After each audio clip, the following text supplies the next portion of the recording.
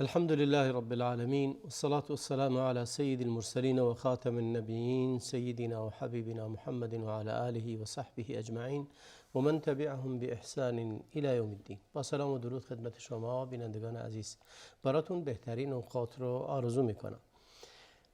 رسول الله علیه السلام اسوه حسنه و الگویی است که خداوند ایشون رو تربیت کرده است و ایشون رو ساخته است و اخلاق ایشون رو اون گونه که ام المؤمنین عایشه فرمودند کان خلقه القرآن. قرآن اخلاق پیامبر هست و پیامبر اخلاقش بر اساس قرآن هست. ظاهر انسان دلالت میکند بر باطن اون. رفتار انسان هست که نشانگر از افکار انسان میدهد و امروز داریم در مورد معیشت یا آداب معیشت صحبت میکنیم. آداب معیشت از اخلاق نبوت، از اخلاق پیامبر، چگونه در معیشتشون، نشست و برخاستشون، رفتارشون با دوست و با دشمن چگونه رفتار میکردند. و شاید مهمترین چیزی که ما از زندگی باید یاد بگیریم و به اون عمل کنیم این نکته است که معیشتمون چگونه باشه. خیلی مواقع هست که انسان‌هایی که در توحید خوب هستند، در اعتقادات و باورهاشون و اموری که نظری هست خوب هستند، اما وقتی که در آداب معیشت و حقیقت عمل میاد میبینیم خیلی نواقص وجود داره. اگر اعتقاد و باورمون رو درست میکنیم باید آداب معیشت و ظاهرمون رو هم بسازیم. امروز در مورد آداب معیشت صحبت میکنیم با همراهی مهمان گرامی برنامه جناب شیخ منصور حسینی. عرض سلام دارم خدمت. و علیکم السلام و رحمت الله و برکاته. با بینندگان سلام علیک. بفرمایید که شروع کنیم. خدمت بینندگان عزیز و محترممون هر جا که هستن هم عرض ادب و سلام دارم. از خدا خواستارم که ما را پیروان واقعی رسول الله صلی الله علیه و سلم قرار بدهند. مبحثی که امروز داریم بحث میکنیم آداب معیشت، شاید یک امریه، همه کس مقداری رو درباره اون بدونند، ولی لب دین و دیانت و دینداری در همین جاست. پیامبر اکرم علیه السلام فرمودند سنگین ترین چیز در میزان قیامت حسن خلق هست. و همه هم در بحث اخلاق صحبت‌هایی برای گفتن داریم، ولی حقیقتاً اون کسی که تأدب میکنه با آداب رسول الله علیه السلام در معیشتشون، اون شخصی است که نجات پیدا میکنه و پیروزمند هست. حرف زدن بسیار زیاد هست، اینکه انسان مجموعه کتاب رو بخونه، معلوماتی رو یاد بگیره، خیلی آسونه این، اما عمل کردن و مؤدب بودن به ادبی که رسول الله علیه السلام در مسائل مختلف داشتند خیلی مهمتره. پیامبر اکرم علیه السلام از اینجا شروع کنیم که دعا میکردن که اخلاقشون حسن بشه. یکی از آداب‌هایی که میگن انسان هر وقتی خودش رو در آینه دید بگوید اللهم کما حسنت خلقی فحسن خلقی. بسم الله الرحمن الرحیم. الحمد لله اللهم صل و سلم علی نبی الرحمه. حقیقتاً انبیا به عنوان الگوهایی که برای ما انسان‌ها هستند، خداوند آنها را ساخته تا اینکه به عنوان انسان‌هایی باشند که ما آنها را الگوهای خودمون قرار بدیم. بهترین ها هستند، یعنی گل سبد فرزندان آدم علیهم السلام انبیا هستند. ما وقتی به قصه موسی علیه السلام نگاه میکنیم، در قصه حضرت موسی میخونیم که خداوند به حضرت موسی میفرماید که واصطنعتک لنفسی، تو رو برای خودم ساختم. این خیلی مهم هست، خیلی قشنگ، پرمعناست. مگه خدا نیازی داره که میفرماید که من تو را برای خودم ساختم؟ اونو ساخته برای این که اولا اونگونه که میخواسته خداوند، اونگونه که خداوند خواستند، موسی علیه السلام پرورش یافته، تربیت شده، و بعد برای این که بتونه رسالت خداوند را به انسانها برسونه، برای این که الگو باشد. زیباترین الگوها همیشه انبیا هستند. اینجاست که سخن ام المؤمنین عایشه رضی الله عنها برای ما واضح میشه، فرمودن که اخلاقش قرآن بود. بله. وقتی با کنار آیه بذاریم که واصطنعتک لنفسی، میتونیم خیلی خوب در کنار هم دیگه بفهمیم. خداوند این رو در مورد حضرت موسی علیه فرموده، السلام. ولی برای همه پیامبران هم همین گونه هست. بله، کاملا درسته. همه پیامبران خداوند اونها را ساخته، در رأس اونها که سید البشر هست رسول الله محمد مصطفی علیه السلام هست. بس خداوند اونو ساخته. آیات ما در قرآن هم نگاه میکنیم دائما چگونه خداوند پیامبرش رو علیه السلام داره میسازه. با اینکه خب خطاب قرآن اولین خطاب متوجه رسول الله صلی الله علیه و سلم هست، بعد این خطاب خب متوجه پیروان رسول الله صلی الله علیه و سلم هم میشه دیگه، فقط خطاب خاص پیامبر نیست. چرا که اخلاق به عنوان مهمترین عامل ارتباط بین انسان هاست. انسان ها چون به طبعشون اجتماعی هستند، در یک جامعه زندگی میکنند. آن چیزی که در این وسط بایستی به حساب اونها را مرتبط کنه با هم دیگه بحث دین هست و بحث اخلاق هست. بدین خاطر هم رسول الله صلی الله علیه و آله میفرمایند که اکمل المؤمنین ایمانا احسنهم خلقا. هر کی ایمانش کاملتر هست اخلاقش هم زیباتر هست. اکمل المؤمنین ایمانا. پس یک ارتباط خیلی مهمی هست در اینجا، چون بر اساس همین ایمان هست، همین اخلاق هست که روابط اجتماعی انسان ها به نحو احسن. میشه در مقابل این رو بگیم که اونی که اخلاقش ناقصه یا اخلاقش بده نشانه اینه که ایمانش ضعف ایمان ضعیفه. همه بله کاملا درسته، از ضعف ایمان هست. جالب. و چرا وقتی انسان خداوند می‌فرماند که پیامبر برای شما اسوه حسن است، لقد کان لکم فی رسول الله اسوه حسنه، اینجاست که ما نیاز داریم که رسول الله صلی الله علیه و آله را الگوی خودمون قرار بدیم در تمام امور زندگیمون. بحث معیشت الان که هست، خب چه اخلاق رسول الله در خونه بود چه در خارج از خونه. بله. این خیلی مهم هست. شخصیتی مثل رسول الله صلی الله علیه و سلم الگو قرار دادن، شخصیتی که به عنوان سید البشر هست، آخرین پیامبر هست، بهترین کتاب بر اون نازل شده. خب وقتی انسان زندگیشو میخونه تعجب میکنه از تواضعش، از فروتنی او، از محبتی که نسبت به انسانها داشته، از گذشتی که داشته. خیلی جالبه وقتی که بحث از تواضع میکنیم ما در چیز خودمون در تعبیر عامه وقتی که نگاه میکنیم در جامعه بیشتر سراغ کسی میرن اگه گفتیم متواضعه یعنی انسانیه که عزم نداره، ولی رسول الله علیه السلام تواضع در کمال عزم و اراده. بله. در کمال قدرت و توانایی باز هم تواضع داره. بله کاملا درسته. بدین خاطر ما اگه اینا رو باید بله. اینکه امام محمد غزالی رحمت الله علیه کتاب در احیاء علوم الدین بحث زیبای همین بحث معیشت رسول الله، زندگی رسول الله صلی الله علیه و سلم داره. خیلی خوبه. من باید از اول این رو میگفتم، ما این رو در واقع این عنوان رو هم از امام ابو حامد غزالی رحمت الله علیه ودیعه گرفتیم به عنوان آداب معیشت از اخلاق نبوت. بله. حقیقتا چون اخلاق به عنوان مهمترین، یعنی حتی در بحث دینداری اگه اخلاق نباشه دینداری هم ارزشی نداره. بسیار اصل دینداری همون اخلاق هست حقیقتا. بدین خاطر هم پیامبر فرمودند که هر کی اخلاقش بهتر هست ایمانش هم بهتر هست، یا کسی که ایمانش کاملتر هست اخلاقش هم بهتر هست. میبینیم که قرآن پیامبرش رو ستوده به این که دارای اخلاق زیباست، زیباتر انک لعلی خلق عظیم. خیلی زیباست که میبینیم که علا، حرف علا دلالت بر استعلا میداد. بله. یعنی تو بر بالای یک اخلاق خیلی زیبا هستی، اخلاق بزرگی هستی. چگونه رسول الله صلی الله علیه و سلم دارای این اخلاق شدن؟ این همین بحث در قبل از بعثتش که وصنعتک لنفسی هست. بله. که خداوند پیامبر رو بالاخره ساخته. بر مراحلی میگذره زندگیش که همه اینها آداب و یا بگم وسائل و اداتی هستن برای تربیت و ساختن رسول الله صلی الله علیه و سلم. با اینکه پدرشون قبل از اینکه متولد بشه فوت میکنن. مادر در 6 سالگی از دست میدن، پدر بزرگ 8 سالگی از دست میدن. یعنی کسانی که به عنوان پشتوانه‌های اصلی انسان هستند، پدر، مادر، پدر بزرگ.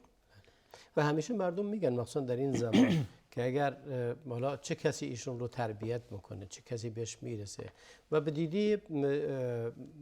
دیده‌ای که امکان داره که شخصی مورد تربیت خوبی قرار نگیره به این وضع نگاه میکنن، اما خداوند اینها رو میگیره که خودش تربیتش کنه. بله بله. حتی در این حدیث ضعیف هست که میگه که ادبنی ربی فاحسن تأدیبی، پروردگار مرا تأدیب کرده. گرچه معناش درست، معنا کاملا درسته. بله. ام المؤمنین عایشه رضی الله عنها هم این غلوی نکردن یا سخن بیهوده‌ای نگفتن وقتی فرمودن که اخلاقش قرآن بود. بله. چون که قرآن دیگه دقیق ترین تعبیره، خیلی تعبیر دقیقی است. وقتی به قرآن ما نگاه میکنیم خیلی واضح و آشکار است که چگونه خداوند پیامبرش رو ساخته، چه در زمانی که در ابتدای دعوت بود و چه زمانی که در اوج اذیت و آزار مشرکین بود و چه زمانی که رسول الله صلی الله علیه و آله در اوج قدرتش بود. کاملا قدرت و توانایی داشت که میتونست هر گونه که بخواهد با مشرکین رفتار کنه. در فتح مکه مثلا، یا زمانی که در غزوه حنین اسرا گرفتن، در جاهای دیگه. اما میبینیم که همین اخلاقی که خداوند فرمودن کاملا درباره رسول الله صلی الله علیه و آله تجلی میکنه. خداوند اونو ساخته بود. بله. پس ساخته شدن خداوند وقتی میسازد و این ادامه داشت تا آخرین لحظات حیات رسول الله علیه السلام. این همچنان ادامه داشت، یعنی دست عنایت و رعایت خداوند بر سر ایشون همیشه بود و در مواقع مختلف به ایشون حتی در آیاتی از قرآن کریم میبینیم دوباره ایشون رو مورد تأدیب قرار میدهد. بله بله. اینه که چون بحث تربیت و بحث ماندن بر اخلاق نیاز به این داره که انسان دائما تذکر داده بشه، حتی پیامبر خدا هم که باشه. چرا می‌بینیم دائما در قرآن داره تذکر میدهد که چگونه با اینها رفتار کن، گذشت کن، اینها نادان هستند، به خدا روی بیاور، تسبیح خدا بگو تا اینکه این سختی ها و مشکلاتی که از اینها میبینی بر تو آسان شود. پس این مراحل وقتی انسان طی میکنه، سختی ها که هست، با اینکه انسان دارای اخلاق خیلی خوب هست اما بشر هست، یک اندازه دی تحمل داره. درست. اینجاست که بار دیگه مرحله تأدیب خدا میاد که بهش یادآور میکنه که این گونه باش. آیات وقتی ما نگاه میکنیم خیلی زیباست. بسیار جالبه. بریم سراغ اون آیاتی که در مورد تأدیب رسول الله علیه السلام صحبت میکنه. خیلی بله، چه در هم عهد مکی داریم هم در عهد مدنی. بله. این نیست که به یک مرحله خلاصه شده باشه، ادامه داره تا آخر حیات رسول الله. بله بله. نگاه کنید وقتی که در سوره انعام هست و اعراف هست، میفهمن که اعراف هست خذ العفو وأمر بالعرف واعرض عن الجاهلین. بسیار جالب. خذ العفو، جالب میگه که عفو بگیر. درست است که در این کلمه اخذ در اصل برای گرفتن است، چیزی را گرفتن هست دیگه. بله. میگه عفو بگیر، یعنی اینکه خودت مالک عفو بشو. الان در کجاست؟ ما که در عهد مکی است و در اوج اذیت آزار مشرکین هست، اما خدا میگه که با تمام قدرتت، همونطور که شما هم فرمودید خیلی جالب هست که در اینجا عفو از روی ضعف و ناتوانی نباشه، بلکه با عزت نفس، با اطمینان به نفس، خود العفو. خیلی جالبه. یعنی در مکه که در حال اذیت و آزار هستند، جایی نیست که قدرت داشته باشن، جایی هست که اذیت میشن خودشون و اصحابشون و همچنین از تبعید میشن به شعب ابی طالب و چیزهای دیگری در این باب. با این وصف خداوند این توصیف رو میکنند. بعد از میان برنامه شرح بیشتری بر این آیه داشته باشیم. با ما بمونید، میان برنامه کوتاهی رو ببینید و برمیگردیم به استودیو.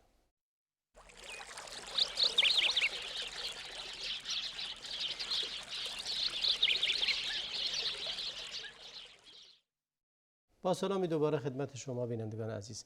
داریم درباره آداب معیشت رسول الله علیه السلام صحبت میکنیم و اون جایی که در حدیث ضعیفی که اومده معنای اون بسیار درسته، ادبنی ربی فاحسن تأدیبی، آیاتی که در بحث تأدیب کردن رسول الله علیه السلام به معنی تربیت کردن ایشون از همون قبل از وحی و بعد از وحی هست. اشاره داشتید به این که آیه‌ای که فرمود خود العفو، بله، فرمودید در مکه نازل شده. در مکه پیامبر صاحب قدرت نبودن که زندانی داشته باشن و عفوش کنن، اسیری داشته باشن ازش بگذرن، بلکه خودشون تحت تعذیب و اذیت و آزار، حالا با زبان باشه یا تعذیب فیزیکی باشه یا مشکلات دیگری که برای رسول الله علیه السلام و یارانشون ایجاد میکردند. آیا اینجا در این حالت معنی این که خود العفو چه معنی رو ازش میشه گرفت؟ بله، این دیگه حالت همین نفسانی اخلاقی است که وقتی که چون آخر آیه میفرماید و اعرض عن الجاهلین، این نادان هستن که این گونه با تو برخورد میکنن، چشم پوشی کن ازشون. آره، از اینها چشم پوشی کن دیگه، یعنی اعراض کن، اعراض میکنی از اینها، چون نادان هستن، نمیدونن، واقعا اینها صلاح خودشون هم نمیدونن که دارن با تو این گونه رفتار میکنن، جاهل هستن، نادان هستن.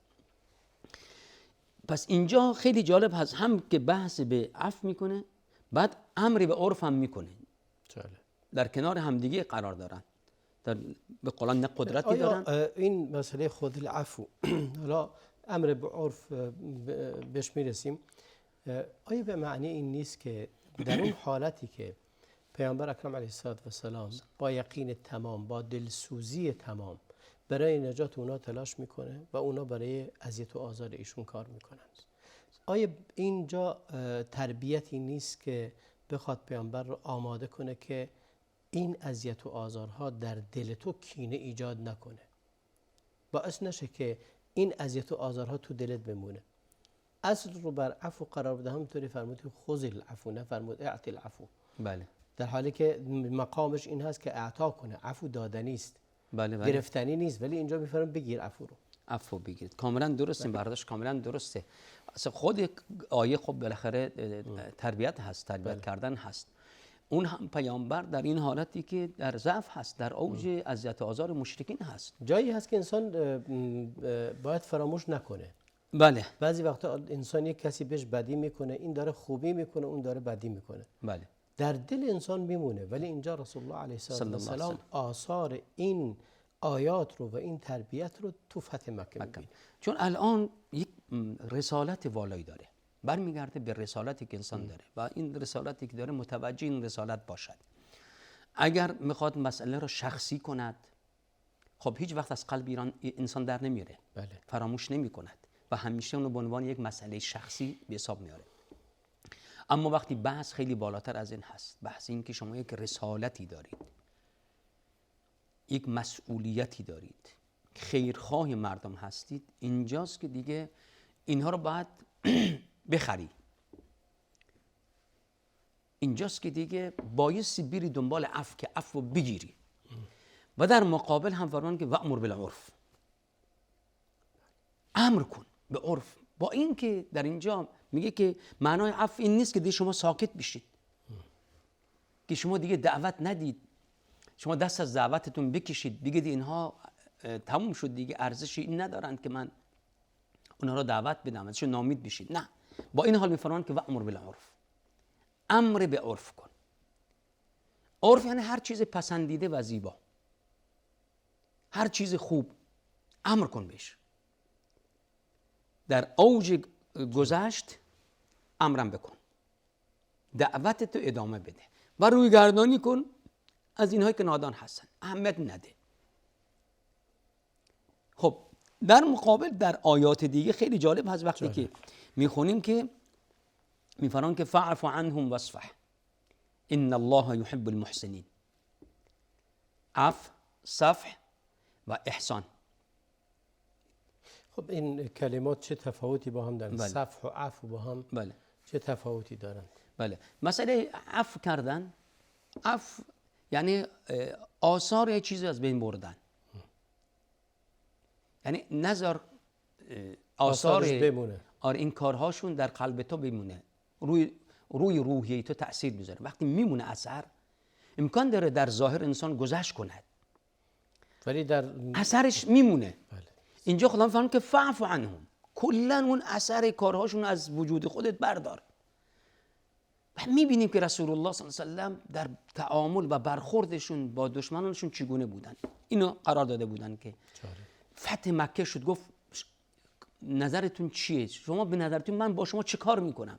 خب میدونستن چقدر پیامبر رو اذیت کرده بودن، چه زمانی که در مکه بودن، چه زمانی که رفتن مدینه هجرت کردن، اونجا هم دست بردار نبودن. نظرتون چیه؟ خودتون میگید من با شما چه کار کنم؟ شما چی میگید؟ چه برداشتی دارید؟ اینجاست که فاعف عنهم واصفح. اصل صفح همون به حساب گردن هست، یعنی اینکه انسان کلا روی گردانی میکنه، اصلا دیگه اهمیت نمیده به این قضیه، اذیت و آزار اینها. و بعد بحث احسان میاد در این قضیه. خداوند محسنین را دوست دارد. احسان هم یعنی اینکه به زیباترین وجه ممکن کاری را انجام دادن هست. یعنی در هم بحث عفو هم بحث صفح بایستی به زیباترین شکل ممکن باشه. واقعا ما خیلی مواقع هست به خاطر نبودن عفو میمونیم توی یک چاله تاریکی از کینه و حقد و بغض و ناراحتی. کسی وقتی گذشت نکرده سالها میگذره و همچنان اون کینه وجود داره و همچنان اون بغض وجود داره و نه تنها نسبت به طرف مقابل بلکه خودش در تنهایی خودش هم اگر یاد اون بدی ها میفته رنگش عوض میشه،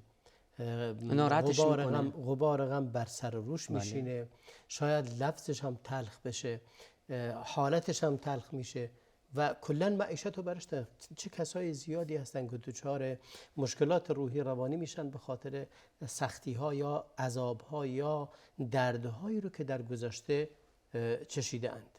به خصوص چون بحث معیشت هست. بله. و یکی از چیزهایی که پیامبر داشتن در بحث خانواده هست. خیلی وقتا همین اختلافات بین زن و شوهر میبینی که اختلاف دارن، برمیگردن به چند سال پیش، هنوز این تو ذهنشون مونده، نتونستن پاک کنن. اینجاست که این آیه قرآن واقعا پاک کن دیگه. چرا خودتو درگیر میکنی با گذشته، با چیز گذشت؟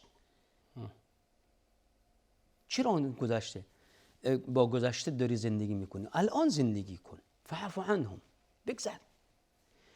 اینجاست که واقعا انسان وقتی اگه رسالتی داره، چرا خیلی از فاتحین دست به کشتار میزدن، مخالفین خودشون به شدت تنبیه میکردن؟ به خاطر همون گذشته هست تو خیلی عجیب در جاهلیت قبل از اسلام عفو که نبود، به جاش اگه کسی یکی رو، حالا میگن اون جنگ 40 ساله‌ای که بین قبایل عرب بود به خاطر شتری، بله. به خاطر شتری 2 تا قبیله نابود شدن، اینقدر از هم دیگه کشتن و اما پیامبر رو اینگونه خداوند توجیه و تربیت میکنه.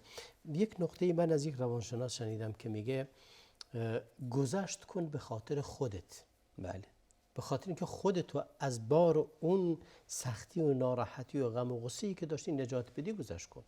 اگه به خاطر دیگری نیست. خیلی مواقع از انسان وقتی که میگن عفو کن فکر میکنه به خاطر طرف مقابل تنها، در حالی که اساساً ابتداءً به خاطر خود انسانه. وقتی عفو میکنی خودتو نجات میدی از بار بیشتر نفع خود انسان میبره. بله.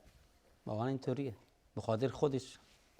ولی بله، اما چون رسول الله صلی الله علیه و سلم بحث این که نبی رحمت هست، بله. دائما این توصیه و سفارش ها میاد. بله. و یا زمانی که آیه قرآن یا کن، چون آیات انسان ساز هست، تربیت میکنه و بهترین کسی که تربیت شده رسول الله صلی الله علیه و سلم هست. ادفع بالتي هي احسن فاذا الذي بينك وبينه عداوه كانه ولي حمیم. دفع کن. با چگونه این دفع کن بدی ها را، بدیهایی که به تو هجوم آوردن؟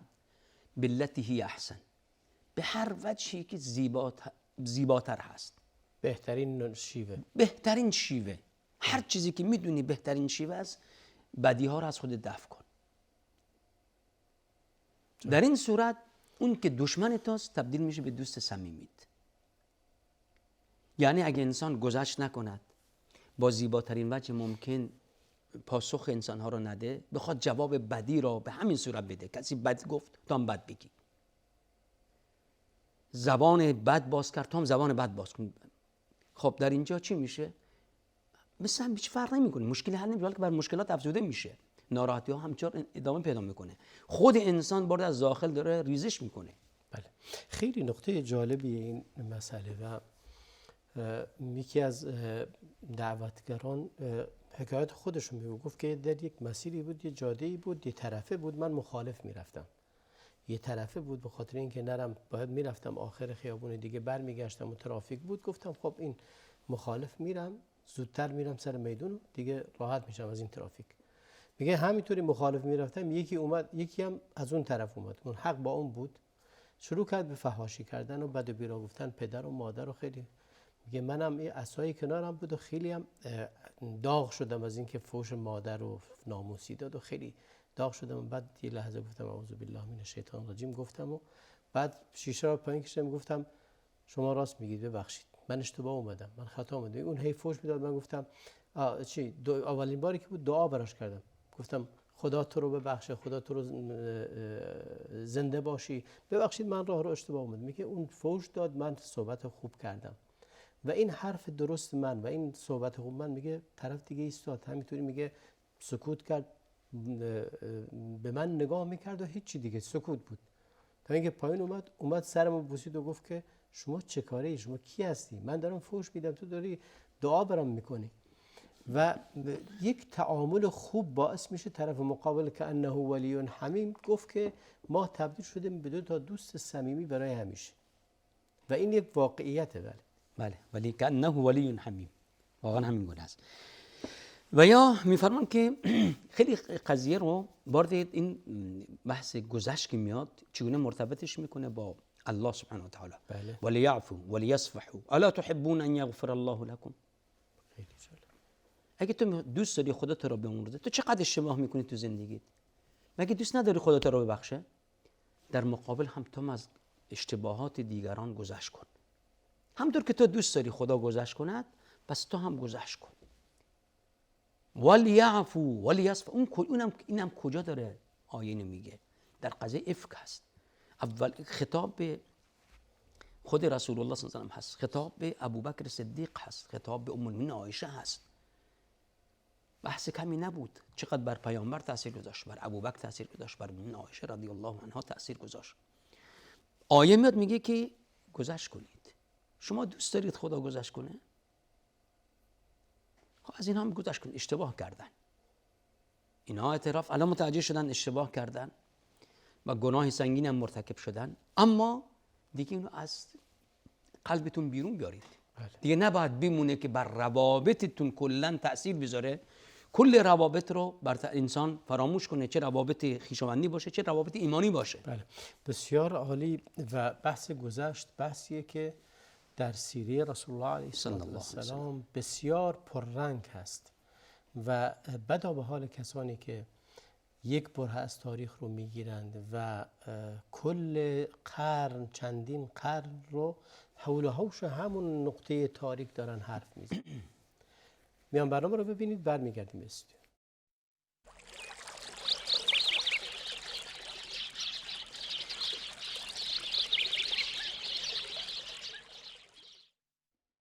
با سلامی دوباره خدمت شما بینندگان عزیز.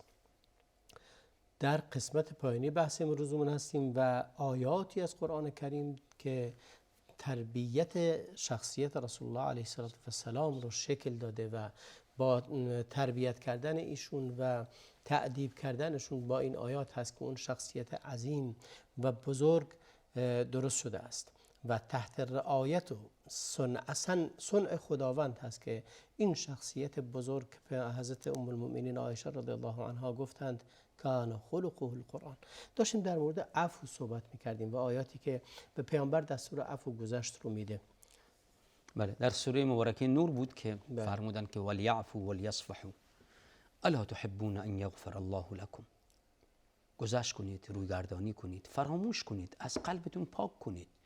همونگونه که خداوند اشتباهات شما را از پروندهاتون پاک میکنه، میامرزد شما را، مورد رحمت قرار میدهد. شما هم از اشتباهات دیگران گذشت کنید. چون اگه انسان واقعا همطور که گفتیم گذشت نکند، اثر اون در قلب انسان میمونه، دائما همیشه بیادش هست و بر روابطش، بر محبتش، دوستیش تأثیر میذاره دیگه. مثل اینکه اون دوستی قبلی نیست، اگه اثرش از بین نبریم اون محبت، آن دوستی قبلی نمیمونه. اما وقتی اون اثر از بین بردیم، مثل اینکه کأن لم یکن، اصلا واقع نشده، اینجاست که دیگه اون محبت و برادری برمیگرده، احسانش. اگه خداوند اینجا میگه که اگه شما دوست دارید من شما را بیامرزم، شما هم بیامرزید. پس قضیه رو مرتبط میکنه با یک بحث ایمانی. یا وقتی که خداوند در بحث آداب و اخلاق هست که انسان بایستی خشم و غضب خودش رو کنترل کنه. والکاظمین الغیظ والعافین عن الناس، بعد والله یحب المحسنین. بار دیگه اینجا بحث احسان میاد. حتی اونجا کظم غیظ، این خشم و غضب خودش رو داره کتمان میکنه، فرو میبرد، آشکار نمیکند، بعد عفو میکنه. یه وقتی انسان خشم و غضب خودش رو کتمان میکند ولی تو دلش مونده همیشه تو ذهنش هست، اما والعافین عن الناس، عفو میکند. خیلی سوال پیش میاد اینجا که آیا عفو به این همه بزرگی و مهمی، آیا نباید از کسایی که تعدا و تجاوز کردن انتقام گرفت؟ بله، یک بحث دیگری است که خیلی از بزرگان وقتی بحث حقشون بود و به مراحل قانونی میرسید دادگاه، بر پای اون میستادن. زمانی که مسئله تنفیذ بود، اینجا میگفت حالا من حق خودمو میبخشم، فقط ثابت کنم که در این قضیه تو داری اشتباه میکنی. بعد انسانایی هستن. و خود رسول الله علیه السلام آنجایی که حق شخصی بود همه رو میگذاشت، ولی آنجایی که حق الله بود، حق عموم بود، بله حق عموم بود، نمیگذاشت ازش. حالا حق مردم که دیگه کسی نمیتونه ببخشه، صاحب حق خودش هست. هیچ وقت رسول الله صلی الله علیه و آله به خاطر شخص خودشون خشم و غضب نداشتن، موضع گیریشون نبود. اما وقتی که حقوق خداوند، بحث دین خدا بود، انتهاک حرمات خدا بود، اینجا بودن که هیچ کس مثل او عصبانی نمی شدن. یعنی قابل مقایسه نیست وقتی که مسئله شخصی است تا مسئله دینی است. پس برعکس شده متاسفانه. خیلی وقتا انسان ها اون چیزی که در مورد خودشون هست براشون خیلی سنگین هست، تعدی به حقوق خودشون براشون خیلی سنگین هست، ولی شکستن حرمت دین براشون، اما شکستن حرمت دین براشون. این هم یک تربیت است دیگه. بله. تربیت این است که انسان در برابر حرمات دین خدا وقتی شکسته بشود و ناراحت بشود، تعظیم حرمات خدا داشته باشه، حالا در حق خودش گذشت کند، چیزی که قرآن هم دائما داره سفارش میده. اما دین خدا که اومده در میان مردم عملی بشود، اگر انسان سکوت کند در مورد شکسته شدن حرمتهای خدا، دیگه چیزی نمیمونه. پس این سفارش هم ما از قرآن داریم. جالب هست بحثی خب در روابط اجتماعی خیلی وقتا انسان ها دچار ظن و گمان میشوند. یا ایها الذین آمنوا اجتنبوا کثیرا من الظن. گمان بد بردن یکی از اخلاقیات بسیار بد هست. انسانی که بدگمان هست، سوء ظن، بله، سوء ظن داره، بدگمان هست، زندگی بر خودشو خراب میکنه، بر دیگران خراب میکنه، روابط اجتماعیشو با دیگران دیگه کلا از بین میبره. چه مرد باشد در ارتباط با خانوادش، همسر با در مورد شوهرش، دوستان، خویشاوندان، همسایگان، این همکاران، وقتی سوء ظن باشه اساس روابط انسان میشه سوء ظن، بدگمانی. این است که دیگه همه چیزو بد میبیند. اینجاست که دیگه اصلا بحث عفو نمیاد، بحث صفح نمیاد، بحث احسان نمیاد، چون تمام روابطش بر اساس این است که اون دیگری بد هست. برگردیم به خود شخصیت رسول الله صلی الله علیه و بله. آیا جایی نیست که انتقام گرفته باشند در تاریخ ایشون، در سیرت ایشون؟ کسایی بودند که پیامبر دستور داده که اونها رو به خاطر ارتکابشون به بعضی از اعمال که کشته بشن.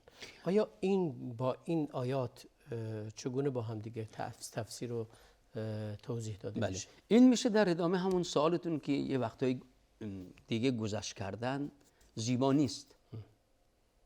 یه وقتایی گذشت کردن دیگه در مورد کسانی که واقعا در اوج اذیت ها دارن، خیلی به مردم اذیت رسوندن. و یکی از چیزهایی که پیامبر عزیز گذاشت نمی‌کرد علیه السلام پیمان شکنی بود. بله. یعنی خیلی از اشکالها وجود داشت، مثلا می جنگیدن با مسلمانان و می کشتن، تعداد زیادی از مسلمانان شهید می شدن، ولی وقتی که پاش می اومد گذشت می کرد ازشون. اما وقتی که کسی خیانت می کرد یا عهد شکنی می کرد بسیار سخت می گرفتن. خب این چیزی که در قرآن هم بار دیگه از اخلاقیات قرآن هست که پیامبر صلی الله علیه و دائما به آن به حساب سفارش شده و مؤمنان هم سفارشن، وفای به عهد هست. در مقابل از صفات کسانی که به خدا و آخرت ایمان ندارن اینه که به عهدی که میبندن وفایی ندارن. چقدر فرق هست اخلاقیات دین با کسی که اصلا اهل دین نیست، ایمانی به خدا نداره. مصلحتش یه وقتی هست عهد و پیمان میبنده، دید که مصلحتش الان این هست که عهد و پیمان بشکنه میشکنه. در طول تاریخ زیاد داشتیم. اما کسی که مؤمن هست چون وفای به عهد و از ایمانش میدونه، اوفو به عهد الله. تعبیر قرآن این گونه است که به عهد خدا شما، اونو مرتبط میکنه با خدا. وقتی که دیگه عهد خدا هم میفرمان که و این ما تخافن من قوم خیانتا فانبذ الیهم علی سوا، دی متوجه میشن میخوان خیانت کنند، باشون عهد و پیمان داریم میخوان خیانت، اینجاست که بهشون بگو فانبذ الیهم علی سوا، خیلی واضح و آشکار. تو هم دیگه از زیرکی بخوای خیانت کنی، چون اینها خیانت کن من هم خیانت کنم، اعلان کن بهشون، بگو دیگه که دیگه عهد و پیمانی بین ما نیست، شما این کارا رو انجام دادید. به خاطر این خیانتاتون تموم بله. شده. و حتی میبینیم اونهایی که چند نفری که در فتح مکه رسول الله صلی الله علیه و سلم خونشون رو هدر دادن، بله. میبینیم که خب یک جرم‌های خیلی سنگینی داشتن، جرم‌های سنگینی داشتن، خیانت‌های بزرگی داشتن، تعدی‌های بزرگی داشتن. چقدر این تعدی‌هاشون بزرگ بوده که رسول الله پیامبری که رحمت للعالمین هست، کسی که بر خلق عظیم بوده، دیگه اعلان کردن که حتی اگر خود را به لباس کعبه هم آویزان کردن اونجا را بکشید. چقدر جای مقدس و با حرمتی است. حتی اگر چنگ زد به استار کعبه اون را بکشید. این کسی بود که مسلمان شده بود و کاتب وحی بود، وحی رو می نوشت، بعد دیگه برگشت کافر شد و گفت که من هرچی وحی رو نوشتم، هر جا نوشتم خطا نوشتم. بله، این یکیشون بود. این خیانت در امانت اونجا هم کرده. و البته خب کاتب وحی تنها ایشون نبودن، مجموعی بودن، یکیشون ایشون بود. یکی از اینها بود. بله. و بعد خب افراد دیگه هم بودن، عقبه ابن ابی معیط بود، چند تا یک دو تا به حساب کنیز بودن که اشعار میخوندن در مذمت رسول الله صلی الله علیه و سلم، در استهزاء از دین، از قرآن. خب پیامبر صلی الله علیه و سلم این افراد خاصی بودن، نه اینکه اگه بحث انتقام بود که دیگه از اهل مکه بعد انتقام میگرفتن. بله. اما یه افراد بزرگتر از اونایی از اونایی که جنگیده بودن، ابو سفیان کسی بود که جنگیده بود و اکرمه جنگیده بود که از اکرمه گذشت کرد، پسر ابو جهل بود. پسر ابو ایمان آورد، تموم شد، قبول کردشون. پس یک اصل این هست که علی خلق عظیم، اصل این است که رحمت للعالمین. اما این که داره اخلاق باشه و رحمت للعالمین باشه معناش این نیست که ضعیف و ناتوان باشه، که از هر بدی انسان بگذرد. یه وقتی است که نه، عین رحمت این است که برخورد تندی داشته باشه. عین اخلاق عظیم این است که یک برخورد تندی در اینجا باشه. معنا اخلاق این نیست که انسان فقط خیلی به حساب نرم و بگی که حالا مسئله نیست. نه، یه جایی است که بحث جامعه هست، بحث حقوق انسان ها هست، بحث دین خدا هست. بایستی بعضی وقتا حزم خیلی مهمتر از عفو هست در بعضی از جاها. بله بله، به خصوص در برابر انسان هایی که مشهوری به فساد هستند، به بدی هستند، به تجاوز، به خیانت. بله بله. وقتی ما میبینیم که چقدر مثلا وقت میگه کسی که محاربه با خدا پیامبر میکنه، چه کارشون کنید؟ دستشون قطع کنید، پاشون رو قطع کنید. به خاطر اینکه ایجاد ناامنیتی در جامعه کردن، جامعه رو ناامن کردن، مردم باید در امنیت باشن، اینا تعدی کردن به حقوق مردم، باشون این کارها کنید. با اینکه دین خدا رحمت هست، بله، پیامبرم پیامبر رحمت هست، این عین رحمت هست. بله. خب چون حفظ جامعه مهم هست، اخلاقیات جامعه باید حفظ بشود. چرا بحث مبارزه با منکرات شده؟ برای اینکه باید اخلاق جامعه حفظ شود. نمیشه که ما بگیم به خاطر رحمت چند نفری بیان کم کم همین صورت کارهای زشت نادرست انجام در جامعه ترویج بدن، ما سکوت کنیم بگیم که ما اخلاقمون خوب هست. پس اصلا عین رحمت هست، عین اخلاق هست که انسان با بدیها، با نااخلاقیها، با هنجار شکنیها انسان مبارزه کند، و همونطور که رسول الله صلی الله علیه و سلم انجام دادن.